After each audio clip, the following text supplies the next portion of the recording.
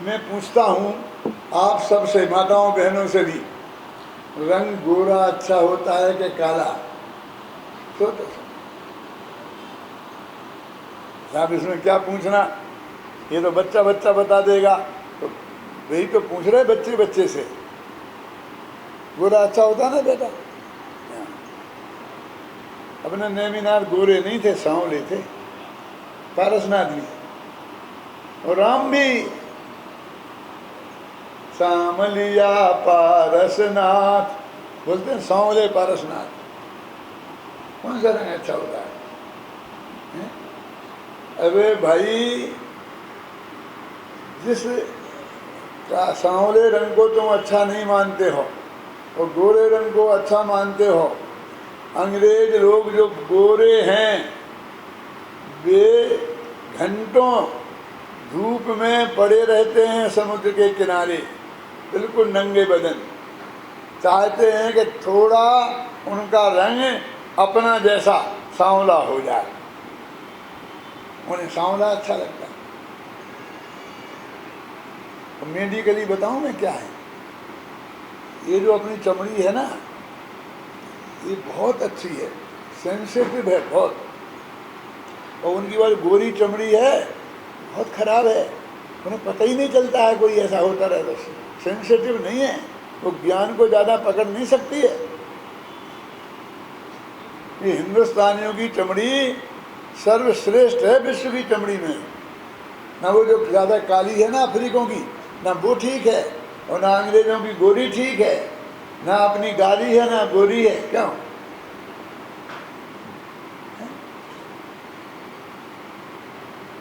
बोलो कौन सा रंग अच्छा होता है?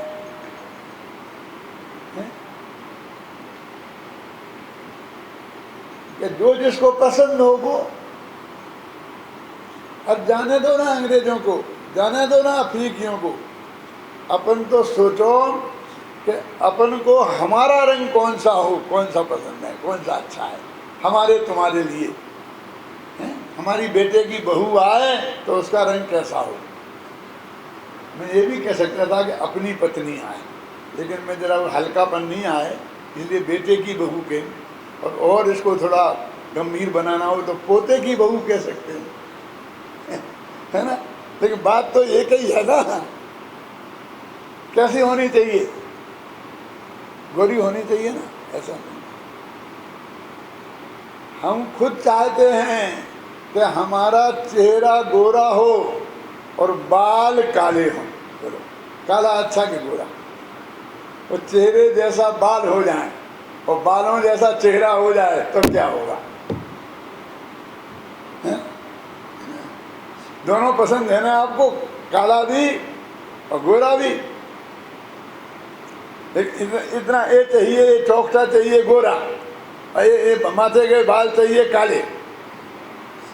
न काला अच्छा है न गोरा अच्छा है, बस हमने अंदर से जिसको हमें राग में हमने मान लिया बस वो अच्छा है।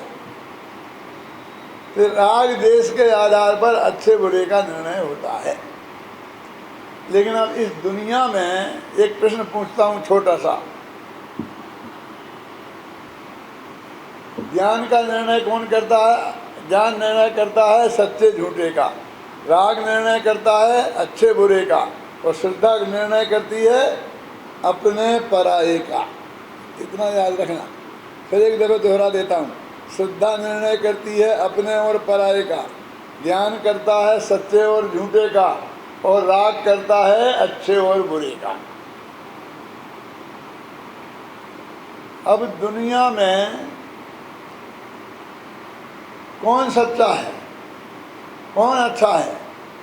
तो ना कहते हैं कि सच्चा आदमी अच्छा है और ना अच्छा आदमी अच्छा है, अपना अब अच्छा है। क्या समझ नहीं आती? दुनिया में सर्वस्व समर्पण अपने के लिए किया जाता है, अच्छे के लिए नहीं, सच्चे के लिए नहीं। रानी साहब ने कहा रसोन से कि जा स्कूल में आज गए ना राजा राजकुमार साहब, बोल खाना नहीं ले जा पाए, इसलिए ये खाना बढ़िया बनाया है तो तू राजकुमार को स्कूल में दे के आ। वो गई दौड़ती दौड़ती, उसने पूछा कि मैं तो राजकुमार को जानती नहीं हूँ, तो मैं किसे दूंगी? कि पगली, तू राजकुमार को जाना जाता है क्या? जो सबसे बढ़िया हो दिखे, तो सबसे बढ़िया प्यारा लगे, समझ लेना राजकुमार। क्या उसे दे आना। वो गई दौड़ी दौड़ी, और उसका बच्चा भी उसी क्लास में पढ़ता था, है? और उसे वो काला कलूटा लड़का सबसे अच्छा लगा। और वो सारा खाना अपने बच्चे को, राजा साहब आज खुश हो गए। राजा साहब को क्या चिंता हुई कि मैं अपने बेटे को बढ़िया माल मसाला फिर क्या हुआ बात का आप समझ लो। मेरे कहने का मतलब है जिसमें अपनापन होता है वो सबसे अच्छा लगता है। अपने आत्मा में अपनापन यदि होगा तो ही वो सबसे अच्छा होगा। दुनिया में जितना भी पदार्थ हैं उनमें सबसे बढ़िया मेरे लिए कौन? कि अपना भगवान आत्मा। क्यों? क्योंकि वो अपना। आप यहाँ से बैठ करके और लंदन जा रहे हैं, ब्रिटिश एयरवेज से, एयर इंडिया से नहीं, जरा ध्यान से सुनना। एयर इंडिया में जाओ तो हिंदुस्तानी लोग ज़्यादा मिलेंगे और गोरे काले लोग कम मिलेंगे। ब्रिटिश एयरवेज में जाओ, अमेरिकन एयरवेज में जाओ तो भी गोरे भूरे ज़्यादा मिलेंगे और अपने हिंदुस्तान के लोग कम मिलेंगे। भाग्य से उस फ्लाइट में वो अपनी जैसी चमड़ी वाला अकेला ही था, सब गोरे गोरे गोरे गोरे गोरे। तो बेचारा उदास बैठा, क्योंकि कोई अपना है ही नहीं। देखो मजा नहीं आता, चेहरे पे मुस्कान नहीं दिखेगी उसके, क्योंकि कोई अपना है ही नहीं। लेकिन उसकी आंखें निरंतर सब जगह देखती हैं कि कोई आदमी एकाध तो होगा अपनी चमड़ी जैसी चमड़ी वाला, यानी अपना। इतने में एक आदमी अपनी चमड़ी जैसा दिखा तो बस उसकी निगाह उस पर लग गई। लेकिन ना तो उसके बगल की सीट खाली थी और ना अपने बगल की सीट खाली थी, ना तो उसके बगल में जाके बैठ सकता था, ना उसे अपने बगल में बुला सकता था। क्या करे? लेकिन दृष्टि का विषय वही बन गया बस। उसके ज्ञान का गेय कौन बन रहा? वही अपनी चमड़ी जैसा वाला। उसके बगल वाला आदमी उठ के पेशाब करने गया तो जे उठाओ दौड़ के जाके 2 मिनट को ही सही उसके बगल की कुर्सी पे बैठ गया। वो पेशाब से लौट के आएगा तो उठना पड़ेगा ना। लेकिन इतना समागम मिल जाए अपने का, जाके ही पूछा तुम कौन हो, कहाँ से आए? क्यों? अंदर अंदर से उत्साह से। और उसने कहा पाकिस्तान से। ये क्या हो गया? जिसे अपना मान के गया था वो तो अपना नहीं निकला। यदि वो कहे कि मैं हिंदुस्तानी हूँ तो वहीं बैठे रहता, बहुत बातें करता, प्रेम से आनंद आ जाता। लेकिन वो आनंद काय में से आता? बोलो, अपनेपन में से आता। वो अपना नहीं है तो मजा नहीं आया। अच्छा चलो अपना सही, हिंदुस्तानी सही। उसने कहा कि हिंदुस्तान के। अच्छा, 1 सेकंड आनंद रहा और अगले ही क्षण हिंदुस्तान में कहाँ से? क्यों? गुजरात से। अरे तमें गुजराती चाहिए, हमें पर गुजराती चाहिए। एकदम रोमांच हो गया, जैसे समय दर्शन हो गया हो। क्यों? अपना गुजराती मिल गया, फिर क्या पूछना? फिर संशय खड़ा हुआ। गुजराती तो छो, पर कौन से गांव के? राजकोट ना। अरे हमें पर राजकोट ना चाहिए, और फिर तो खांकड़े निकल आए, गांठिया निकल आया, टिफिन खुल गया। क्यों? कितना आनंद बरसने लगा। मैं पूछता हूँ ये आनंद काय में से आया? कुछ गुजराती में से आया? ऐसा भी हो सकता है कि वो जो गुजराती है बगल का, वो अपना सामान ही उड़ा ले जाए, जेब काट के ले जाए, हैं? और वो जो अंग्रेज बैठा है वो शांति से कुछ नहीं करे, लेकिन हमें जिसमें अपनापन आता है उसकी संगति पसंद आती है। तो महिमा बोलो अच्छे की है, सच्चे की है कि अपने की है। आनंद की वर्षा अपने में से आती होती है। आज तक हमारा ये आत्मा अपने ही घर में पराया बेटा बन के रह गया, और शरीर अपना हो गया। शरीर की सेवा करने के लिए हम कितने तैयार हैं? यद्यपि हमने खूब बारे भावना में पढ़ा था, नवे द्वारे बहे घेने कारी, अस देह करे के मैं यारी, पले रुद्र राधे मल थैली, की कस बसा दी तैं मैली, नवे द्वारे बहे घेने कारी, अस देह करे कि मैं आरी। कितने गीत हमके जन सुने थे कि कितना गंदा है शरीर। इस देह के संयोग में जो वस्तु पल भर आएगी वह भी मलिन मल मूत्रमय दुर्गंधमय हो जाएगी। ये कितना बढ़िया शरीर है। अपन ने नहाया हमाम साबन से, बहुत बढ़िया, और फिर एक बनियान पहन ली। क्यों?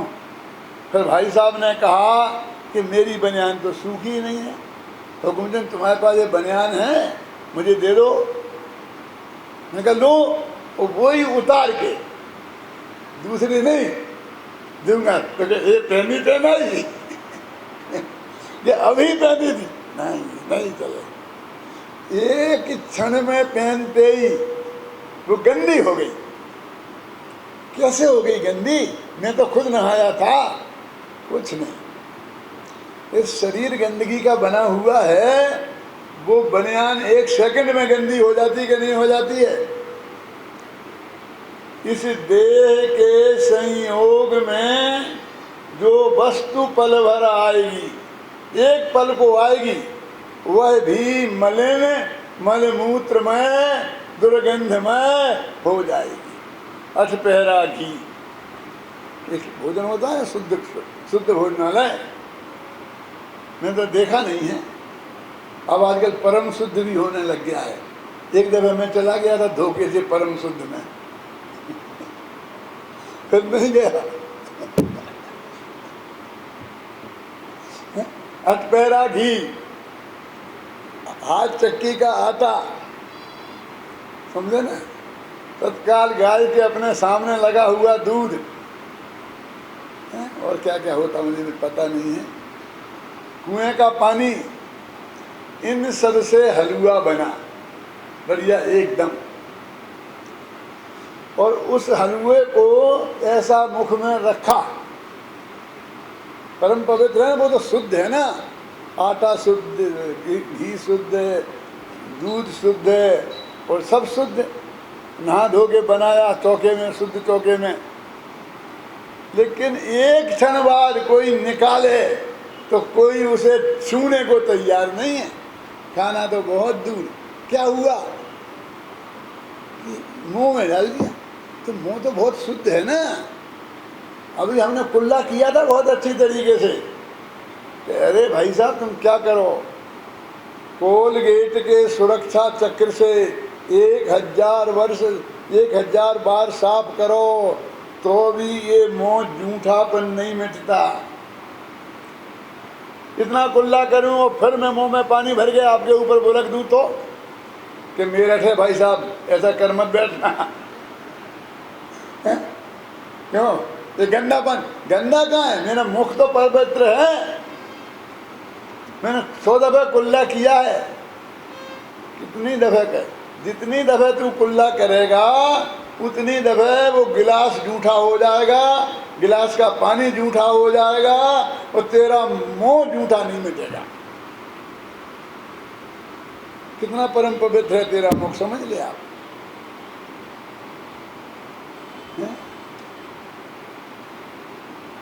और वही हलवा यदि 2-4 घंटे को पेट में चला जाए और वहाँ नहीं पचे और वोमिटिंग हो जाए तो वही माल निकलेगा क्या? नहीं।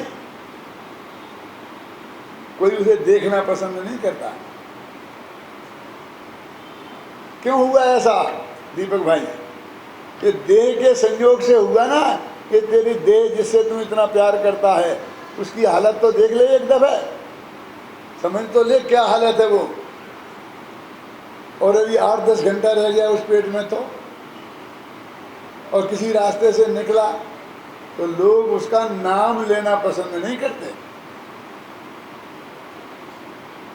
वो नाम लेने में गंदगी लगती है। यदि उसका हम नाम लें तो हमारी जबान गंदी हो जाती है कि कैसी गंदी बातें करता है। इसमें मैंने क्या गंदी बात करी? बातें भी कोई गंदी होती हैं, होते क्या नहीं? इस देह के संयोग में जो वस्तु पल भर आएगी वह भी मलिन मलमूत्र में दुर्गंधमय हो जाएगी। कहाँ लिखा मालूम है? पढ़ा है?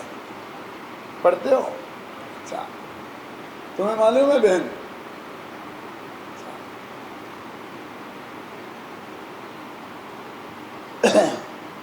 इस देखो, लेकिन एक चीज ऐसी है कि इसके संयोग में रही और जूठी नहीं हुई, गंदी नहीं हुई। कौन सी चीज है वो? किंतु रहे इस देह में निर्मल रहा जो आत्मा, वह ध्येय है सिद्धेय है और गेय भी वह आत्मा।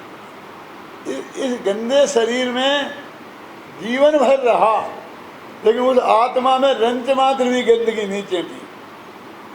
वो जो आत्मा है वो सिद्धेय है। सिद्धेय है माने अपना मानने लायक है। वो आत्मा में ये मैं हूँ ऐसी मान्यता होना, उसका नाम क्या है? सम्यक दर्शन। कितना सरल है बोलो। अब क्या करना पड़ेगा इसके लिए? कितने उपवास करना पड़ेंगे, कितना व्रत करना पड़ेंगे, कितने का दान देना पड़ेगा, किन किन तीर्थों की यात्रा करनी पड़ेगी, मैं कुछ नहीं बताऊंगा, क्योंकि जिसके बारे में बताऊंगा वही मेरा शत्रु हो जाएगा। तीर्थ के बारे में कहूँगा तो तीर्थ वाले शत्रु हो जाएंगे। क्यों कहेंगे? पूजा पाठ के बारे में करूँगा तो पूजा पाठ वाले शत्रु हो जाएंगे। ये क्या हो गया है पागलपन? अब शिविर में भी बारातें, कोई बारात खराब नहीं निकलेगी। शिविर में सिर्फ ज्ञान यज्ञ होता है और कुछ नहीं होता है। 48 हमने किए और तब आपने देख के 49वां पसंद किया है, और उसको रोचक बनाने के लिए कोई और चीज़ की जरूरत है। हमें ये ताकत नहीं है कि ज्ञान की रूप में हम उसको रोचक बना सकें। क्या हमारा ये अरोचक होता है? ज्ञान के यज्ञ में ज्ञान यज्ञ चलेगा। आज तक 48 वर्ष में मैंने बचाया है मुश्किल से। अब मैं थोड़ा शिथिल हो गया हूँ, मेरा मरने का इंतजार तो करो, उसके बाद जो करना है करते रहना। मेरे जिंदा रहते नहीं हो सकता। अरे किस बेवकूफ़ ने ये दिमाग में घुसा देते हैं ऐसी बातें। ये भी चाहिए उन्हें। उसमें आत्मा में आनंद नहीं है। मेरे प्रवचन में आपको आनंद नहीं आ रहा है, और ज़्यादा चाहिए तो मैं 2 सेम करूँगा। मुझे बोलो तो मुझे क्या आनंद चाहिए तुम्हें? हैं?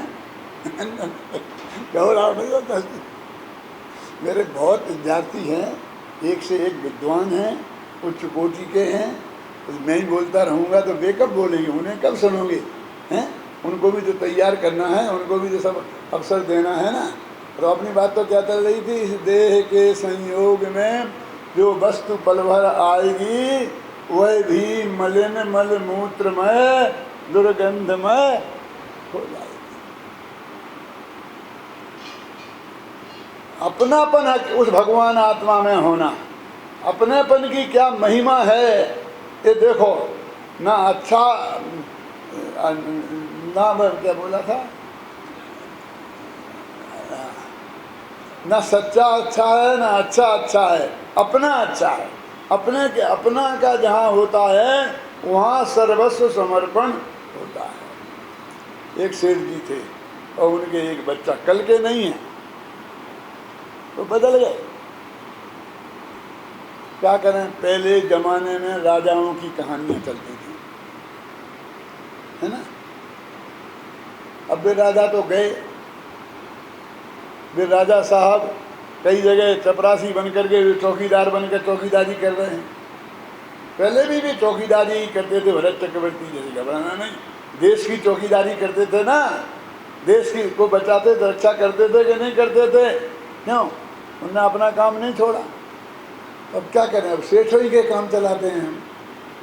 कहानियाँ तो हमें सुनानी है, बतानी पड़ेंगी। पहले राजाओं की सुनाते थे, अब सेठों की सुनाने लग गए। अब कल सेठों की सुनाना भी बंद हो जाएगी तो किसानों की सुनाने लगेंगे। क्यों? हमें तो कहानी सुनानी है। और ये दूसरा सेठ है वो नहीं है, उसके एक बेटा था 5 बरस का। कैसा? जैसे करोड़पतियों के होते हैं, 7 व्यसनों में पारंगत। नाराज मत हो जाना, कोई कुछ ऐसा हो तो संभाल लेना। वो सेठ सुबह उठता तो अपने बेटे को 1000 गालियां देता। और एक पड़ोसी गरीब आदमी रहता था पड़ोस में, उसके भी एक बच्चा था। वो कैसा था? जैसा सेठ जी चाहते थे कि मेरा बच्चा ऐसा हो। सुबह जल्दी से जल्दी उठता, सूरज के उगने के पहले 5 किलोमीटर घूमने जाता, अपने मंदिर जाता, नहाता धोता, प्रवचन में जाता, पाठशाला में जाता। बहुत बढ़िया बढ़िया। वो सेठ जी पड़ोसी के बच्चे की भगवान जैसी प्रशंसा करते और अपने बच्चे को गालियां देते। इसे सुन सुन कर लोगों को ऐसा लगने लग गया था कि सेठ जी अपनी सारी संपत्ति इस पड़ोसी के बच्चे को दे के जाएंगे और अपने नालायक बेटे को कुछ नहीं देंगे। समझ में आया ना? क्योंकि वो उसकी इतनी प्रशंसा करते, अपने बेटे की निंदा करते। एक दिन अपने बेटे से बोले, अबे नालायक, देख वो 5 बजे उठ जाता है, 5 किलोमीटर घूमने जाता है, मंदिर जाता है, तू अभी तक सो रहा है, 9 बज गए। शर्म नहीं आती? अरे अभागे, तू मेरे घर में पैदा हो गया इसलिए गुलछर्रे उड़ा रहा है। किसी गरीब के घर में पैदा हुआ होता तो पता चलता आटे दाल का। अरे अभागे, तो लड़का बोला, पापा बहुत हो गया, अब आगे एक शब्द मत बोलना। क्यों? कि आप मुझे अभागा नहीं कह सकते। कि क्यों नहीं कह सकते? कि जिसको ऐसा कमाऊ बाप मिला हो वो अभागा कैसे हो सकता है? अभागे तो आप हो, जैसे मेरे जैसा कमाऊ बेटा मिला।